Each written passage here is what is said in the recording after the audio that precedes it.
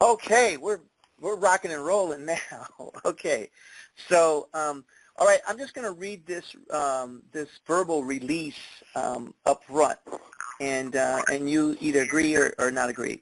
Okay, here's the release. This opening establishes your release to use your likeness image in this video and or audio recording. You hereby give your consent to B-Story Pictures or any other subsequent company that houses the East Hammond, the Village Grapevine project. Further, you acknowledge that you give us for granted irrevocable worldwide rights in perpetuity regardless of whether these materials are used for advertising, promotion, education, publicity, or any other purpose on behalf of the company. The acquired digital files will remain the property of B-Story Pictures, its subsidiaries, or agents. Finally, you waive all rights, claims, and damages. The exploitation of all recording on oral history is acquired for the purpose of education, history, and to uplift the city of East Hammond and its residents. You attest that you fully understand the aforementioned. Do you agree to that release? I agree. I agree. Okay, cool. Okay. Yes. So now I'm just going to ask you questions, and we can talk just like we we're talking the other day, and just very freely, and everything will be cool. So just start out with just your name and your age. My name is Cecil J. Harper. My age is 83 years old. Excellent. And tell me, if you grew up in Hammond, or were you born in Hammond, or did you come to Hammond from another, say, the South somewhere?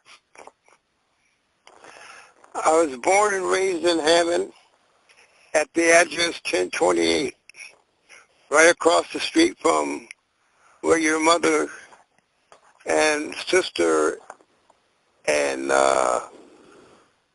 your grandmother moved in years later. Okay, okay. My mother Because I was born and raised. Her sister. I was born and raised. How's that? It was my mother and her sister, Robbie Smith. Your mother and her sister Robbie and Miss Lily Gillespie Williams moved in about maybe 15 years later. Ah, okay. At 1027 Field Street, right across the street from where I was born and raised. Okay. So can you briefly tell me who was in your household? Like, say your mother, your father, and any brothers or sisters. Who was in your household? Mother and father. I had one brother and three sisters. Okay. And give me the names of all of them. The oldest was Stella Mae. Then I had fraternal twins, Elmer and Thelma. And then I came along, Cecil Joseph. Then the baby came along, the baby girl, her name was Irene. Okay. All are deceased. All are deceased now except the oldest, Stella Mae, and myself, Cecil J. Okay. And what is the name of your mother and father? My father was named Stanley Hampton, and my mother's name was Jessie Mae. Okay. So what did Stanley was he Stanley born in Hammond, or did he come from somewhere else? He came from Clinton, Mississippi. Okay. Clint, Mississippi, or Clinton? Clinton, T-O-N. Oh, okay. Clinton. And so what brought him My mother there? came from... I'll get to your mom in a second. My mother... I was going to say, I'll get to your mother in a second. I just want to talk about your dad for a second. What brought him to Hammond? Well, new opportunities, better work to support his family. Okay. And what did he ultimately end up doing when he first came to Hammond? What kind of job did he get? He worked for Pullman Standard Car Manufacturing Company. He was making train wheels. He worked there for 17 Worked there for 17 years. Then he worked 17 years with the Civil City of Hammond Sanitation Department. Okay. Okay, excellent. When he was at Pullman Standard, what did he actually do? I mean, what was his actual job? I know they make the He was wheels a for molder. cars, but He was a molder. a molder. He was a Okay. molder. Made the molds. Made the molds for the train wheels. Okay. Okay, excellent. And how did he get that job? Did he just go and apply and they just gave it to her, or did someone hook him up? He was applied for it. Somebody somebody who was working there already told him to come, and he probably could get the job. So a friend of his by the same name, Mr. Harwell, recommended him for the job, and he got the job. Oh, excellent. Okay. Okay. And why did he, after 17 years, why did he leave to come and work for the city of Hammond? He just got tired of it? The plant closed down and relocated Alabama somewhere, either Alabama or Pittsburgh. The founding part closed down and relocated.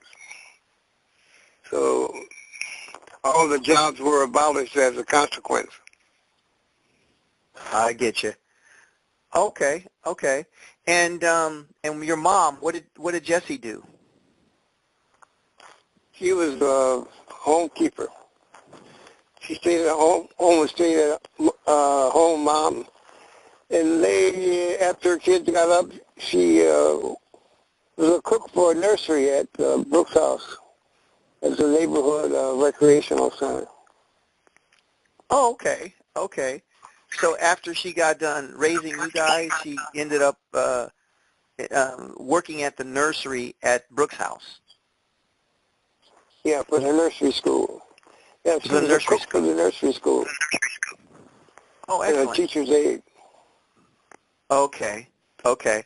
So tell me how was it? Now you had five. There were five people. There was Stella, Elmer, and the twins, Thelma, you, and Irene. So how was the household and growing up in Hammond during that time? During that time, what years was it when you were growing up there? What when you were like 5, 6, 7, 8? What years? What era was that? The late 30s. About the middle 30s on. Okay, late 30s. Okay. Now, you must have been one of the first blacks who moved there, or were you? I should probably ask it. Yes, we were, to my understanding, we were about the third or fourth black family that moved in Hammond. Okay. And so the other nationalities, go ahead. My father has moved up with my wife. He didn't have any children, and all the children were born in, the sister was born in Chicago, and everybody else was born in Hammond. Okay. Now, were they born at home, or were they born in like St. Margaret's, or where were they born? They were born in the hospital. My sister and I were born at home because the neighborhood family doctor lived right across the street. His address was 1023, and my address was 1028. So okay. He was a So Cecil, can you do me a favor? Cecil, can you do me a favor and talk into the phone because I'm losing you? You need to put the phone right up to your mouth. Yes, sir. Okay. Sorry about that. Okay. Yeah, I'm just losing you. So now, what's the name of the doctor who delivered you? Dr. Dennis, Dennis, Bethea, Bethea. Okay, Dr. Bethea. Okay, and Now, I understand Dr. Bethia eventually delivered a lot of the black families in Hammond. Is that true? Very true. Okay. Dr. Bethia, Now, there's another doctor by the name of Dr. Schlesinger.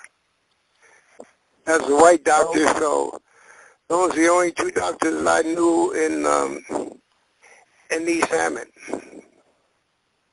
But Dr. Bethia was our doctor, but my father and my mother did go to Dr. Schlesinger. okay.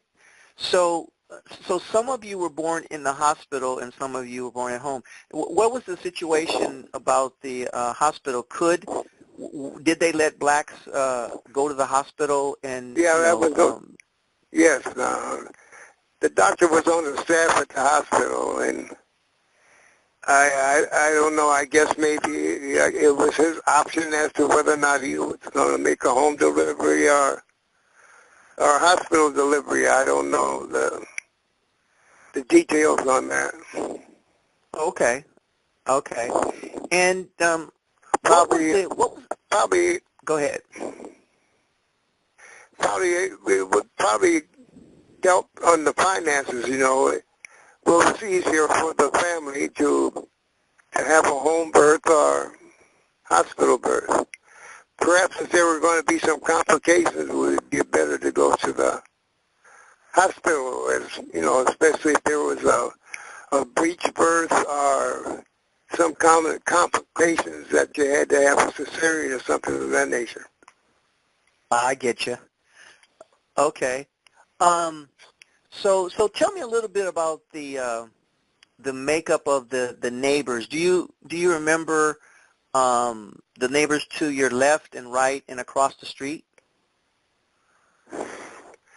Yes, I do. Excuse me. All of the neighbors, and when we were the first, we were the first black family in the 1000 block. All the blacks that lived on Field Street at that time were confined to the 1000 block. The 900 block were all whites, and 1100 block was all whites on Field Street.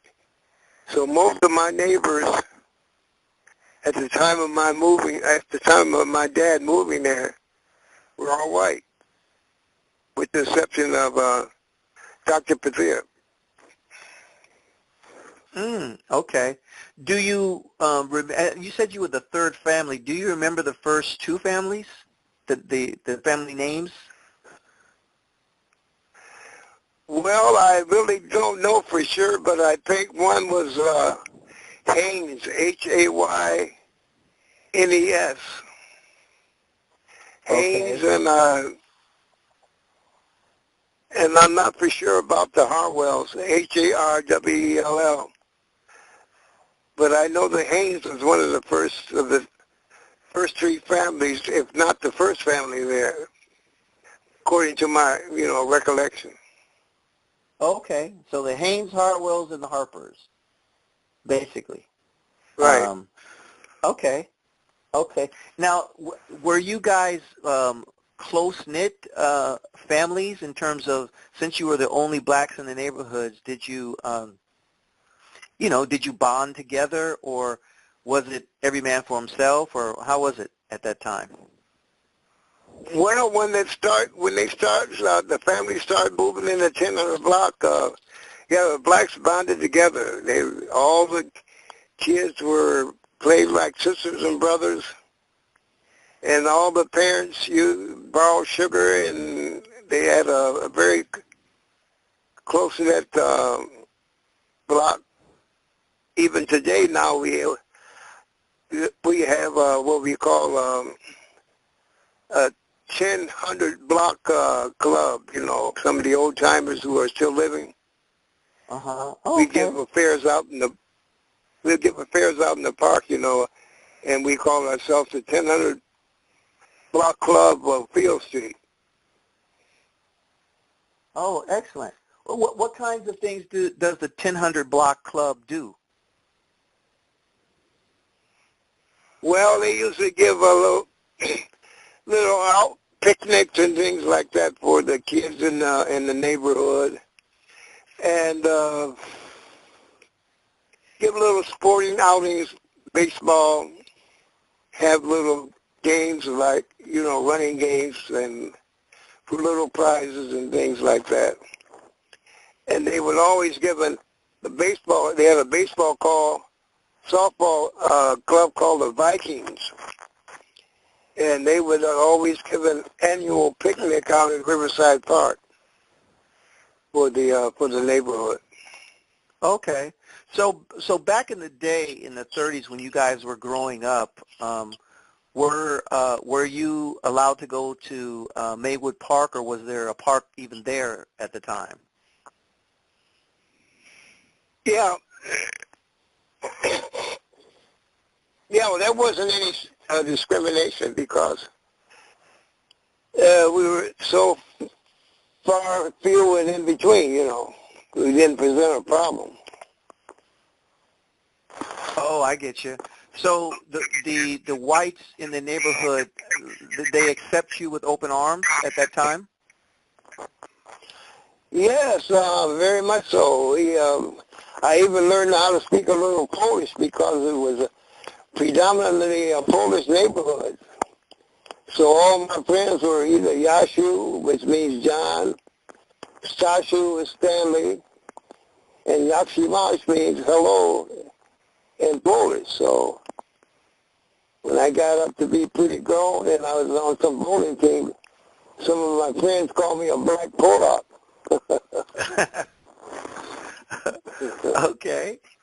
Okay.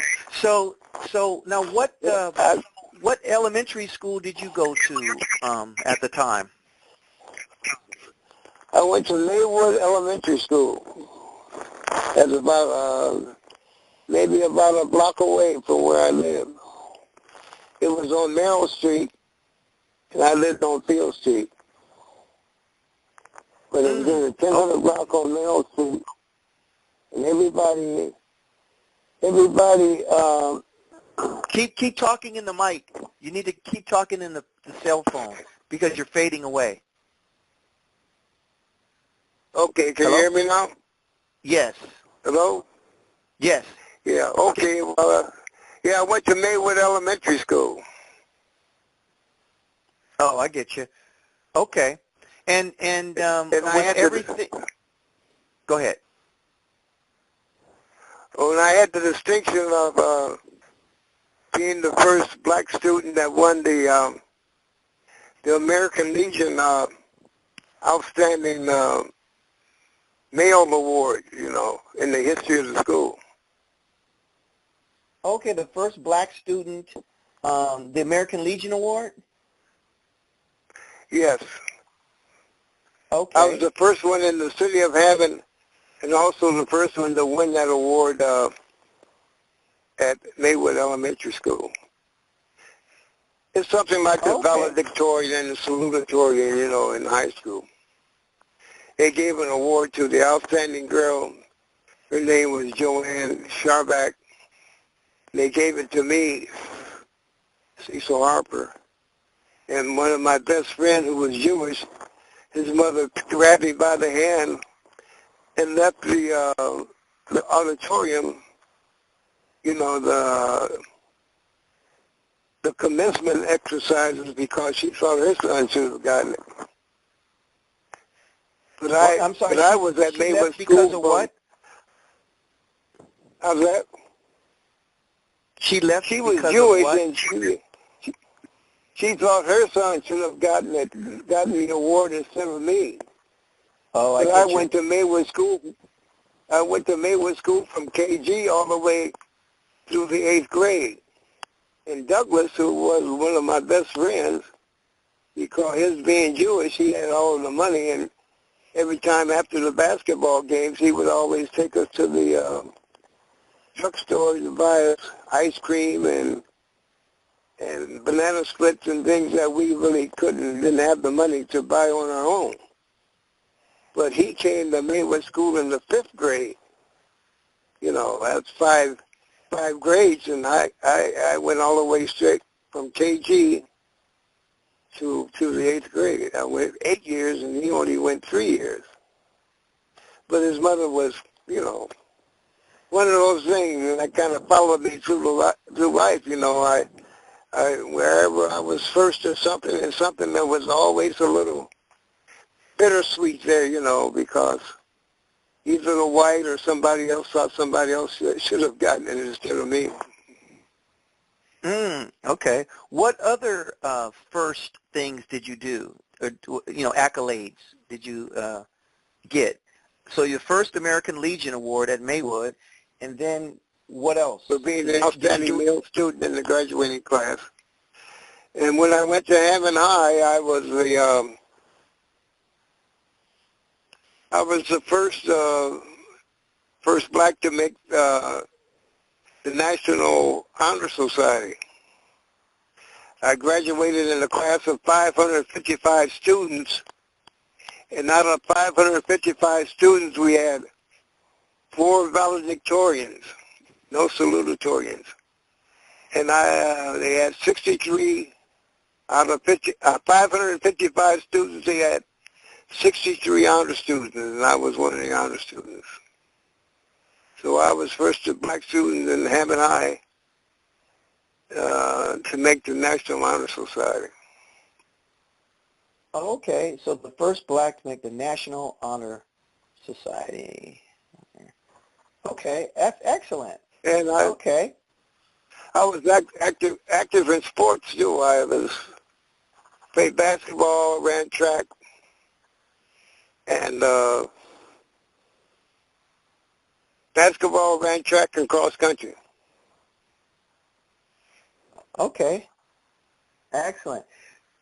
So how did you do in basketball and track? I mean, did you well, did you guys as a sophomore, win any championships? Yeah, we in I think 1948 we were runners up in the state finals. We got beat out by a team named Anderson, southern part of Indiana, by 3 points. And I was a junior, and I ran on the mile relay team, ran a quarter mile. Everybody else was seniors, but I was a junior.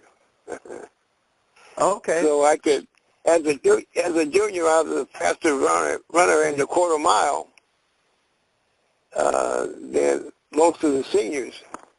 But when I got to be a senior, I was the fastest quarter mile and also the fastest half miler. So I wanted to run the half mile because that was really my forte.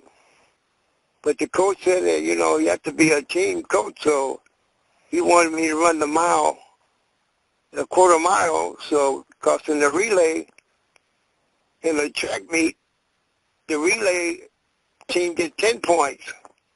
And individually, as a quarter miler, or if you ran the half, instead of the relay, first place only got 5 points.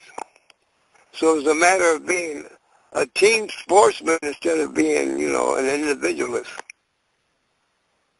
I get you. And so you guys were, if you went to state, then you were the best in the region, Hammond, the region of, where Hammond High was in. Yeah, we had, when I was a senior, our mile relay team had the best time in the state. Okay. Do you remember your time? What, the time in the relay? Yes. Yeah, we ran a 3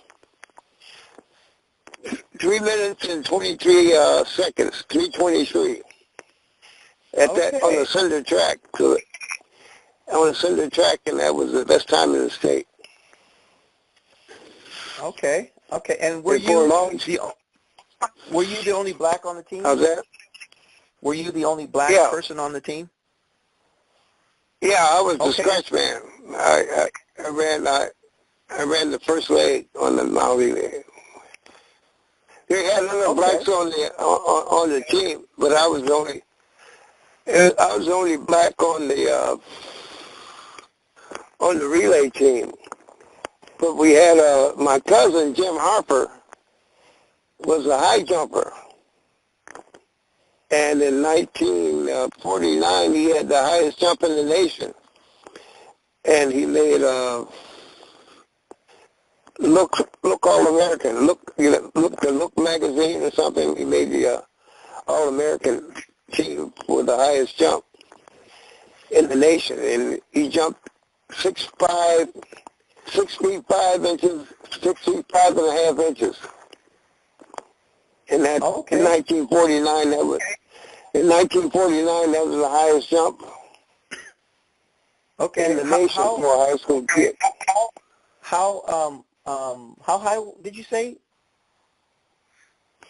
6 5.5 inches. 6'5.5". Okay.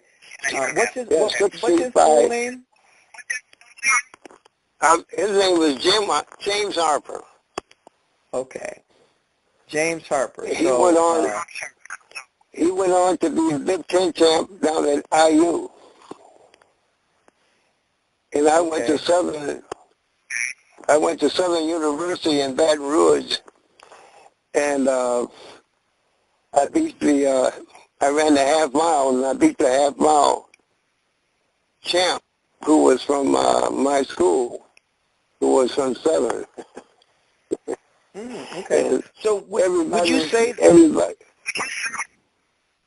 Let me just ask you this: would you say that you were the first black to run the mile relay and get to state at Hammond High? Yes, yeah. Okay. First one. And James Harper was the first high jumper to now he actually won state, or did he win state? Well, he hurt his leg and he did not win state, even though he had the highest jump in the nation at that time.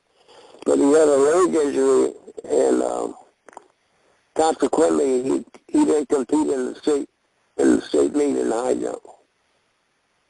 Oh, I get you. Okay. So now, how was it? The transition from Hammond I'm sorry, what?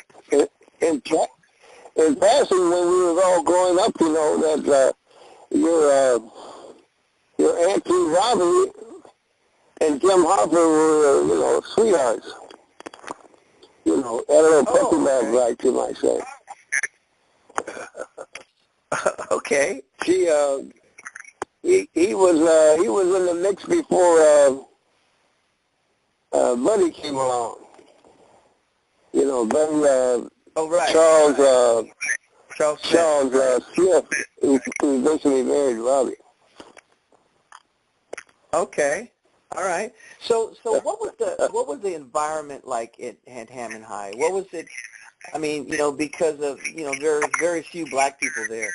So were you guys welcomed with open arms because you were one of the the honor roll students and the track athlete? It seems like you were the well-rounded person in the school. Yeah. Well, that's very true. The girls that went there were very good singers, so they were singing in the choir and in the girls' chorus, glee club, and everything. And the boys, for the most part, were all athletes. We had, I think, in the whole school, for all, for the 9th grade to the 12th grade, we had 2,000 students and only 32 blacks in the whole school.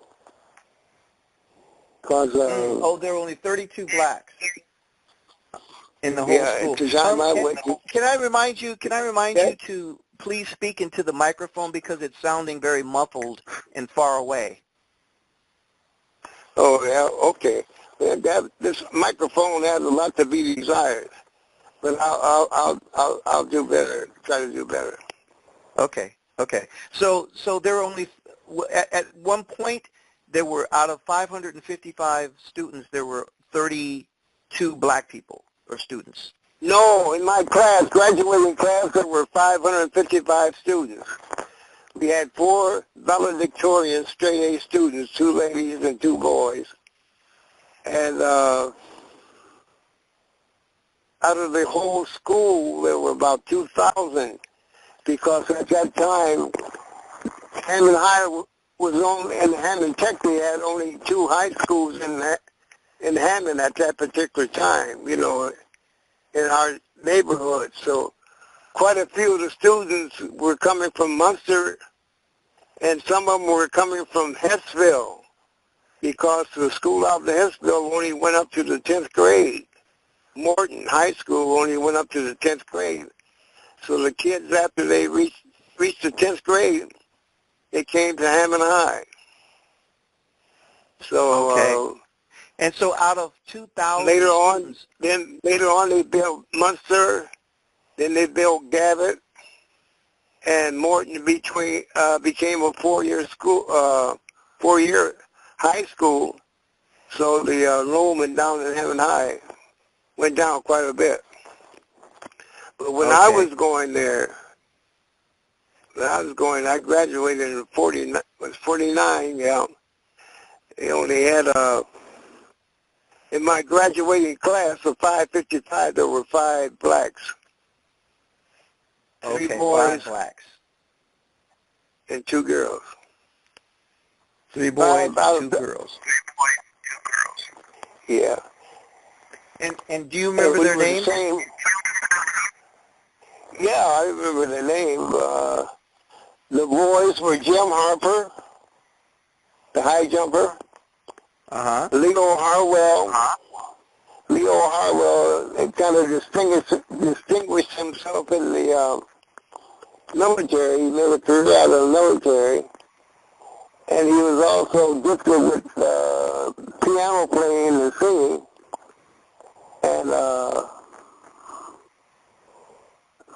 And then there was Jim Harper, Leo Harwell, Cecil Harper were the boys. And I had a cousin named Mildred Davis and Joan Wilson were the girls. So everybody on the 4 out of the 5 graduates went to Hammond High. And my cousin Mildred Davis went to the vocational school. The vocational school was called Hammond Tech. It is no longer in existence now. So when you say 5 people graduated from your class, and she graduated from Hammond Tech, so they combined Hammond Tech and Hammond High together? No, Hammond Tech was a vocational school. Hammond High was more or less an academic. They had college prep courses and what. So if you wanted to go to college or something like that, you would go to Hammond High. If you want to go work in the foundry or take up a trade or a skill or something, you would go to Hammond Tech. It was called Hammond Tech, Hammond Technical Vocational School. Okay. And Hammond High had a ranking at that particular time as one of the top high schools, academically speaking, in the whole nation. And as far as the state was concerned, it was in the top. It was in the top 5. Okay. So would you say that you 5? Would you say that you 5 were the first black students to graduate from Hammond High? No. They had many more, many more. Ever since, I would say about in 1938 and 37, they had 1 or 2 blacks that were outstanding. They had Charles Hicks, and then they had Ahmed Ford. He was a tree-letter man. He was instrumental in getting me a scholarship down at Southern University in Baton Rouge. So they had quite a few way before my time, you know, Oh, okay. all the way back to the 30s. Okay. Okay. Excellent. So They only had around that time, one or two. go ahead.